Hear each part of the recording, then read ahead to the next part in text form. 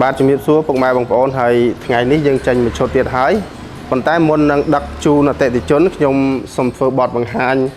អំពីការប្រើប្រាស់ motor model CNP នេះ motor model នេះគេហៅថា model CDM 15 brand CNP ហើយ motor នេះមានកម្លាំង 5.5 kW បូមទឹកបាន15ម៉ែត្រគីបក្នុង1ម៉ោងហើយរុញបានកម្ពស់81ម៉ែត្រហើយជា motor ប្រភេទប្រើភ្លើង 3 phase ទូបញ្ជាវិញយើងប្រើប្រភេទទូ2ជាន់ទូនេះអាចដាក់ហាលភ្លៀងបានហើយចំពោះប្រព័ន្ធ control ទៅលើ motor យើងប្រើប្រព័ន្ធ inverter ដើម្បីការពារ motor ដូចជាតង់ចុងឡើងចុះ motor កើនកម្ដៅហើយនឹងនៅពេលដែល motor ដំណើរការអស់ទឹកពីក្នុងអាងវាបញ្ឈប់ motor ដោយស្វ័យប្រវត្តិដូច្នេះយើងមិនបារម្ភទៅលើបញ្ហាការឆេះទៅលើ motor ឡើយជាចុងក្រោយប្រសិនបើបងប្អូនអតិថិជនទាំងអស់មានតម្រូវការ motor transfer អគ្គិភ័យ booster solar motor បូមទឹកកសិកម្មគ្រប់ប្រភេទបងប្អូនអាច